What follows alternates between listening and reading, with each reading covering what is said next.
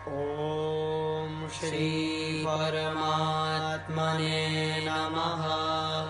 श्रीमद्भगवद्गीतायाम् अथ प्रथमोऽध्यायः।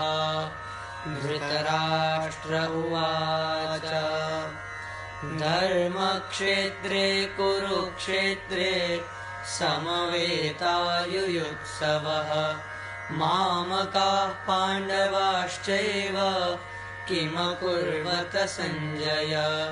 सञ्जय उवाच दृष्ट्वा तु पाण्डवानीकं व्यूढं दुर्योधनस्तदा आचार्यमुपसंगम्य राजा वचनमब्रवीत् पश्यैतां पाण्डुपुत्राणाम् आचार्य महतीं च मुं व्यूढां द्रुपदपुत्रेण तव शिष्येण धीमता अत्र शूरा महेश्वासा भीमार्जुनसमायुधि युयुधानो विराटश्च द्रुपदश्च महारथः दृष्टकेतुश्चेकितानः काशीराजश्च वीर्यवान् पुरुजित् कुन्तिभोजश्च शैब्यश्च नरपुङ्गवः युधामनुश्च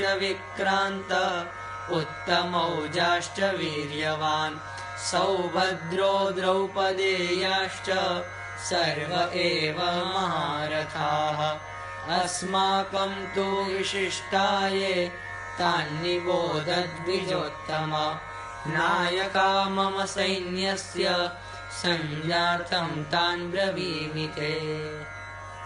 धृतराष्ट्र बोले, हे संजय, धर्मभूमि कुरुक्षेत्र में एकत्रित युद्ध की इच्छा वाले मेरे और पांडवों के पुत्रों ने क्या किया।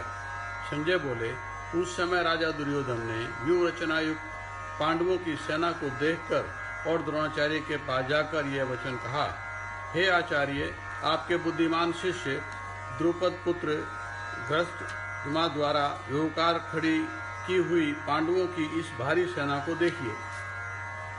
इस सेना में बड़े बड़े धनुषों वाले तथा युद्ध में भीम और अर्जुन के समान शूरवीर, सात्विक और विराट तथा महारथी राजा द्रुपद, धृतकेतु और चेकितान तथा बलवान काशीराज, पुरुजित, कुंतीभोज और मनुष्यों में श्रेष्ठ शैव्य, पराक्रमी युधामन्यु तथा बलवान उत्तमौजा, सुभद्रा पुत्र अभिमन्यु एवं द्रौपदी के 5 पुत्र, ये सभी महारथी हैं। हे ब्राह्मण श्रेष्ठ,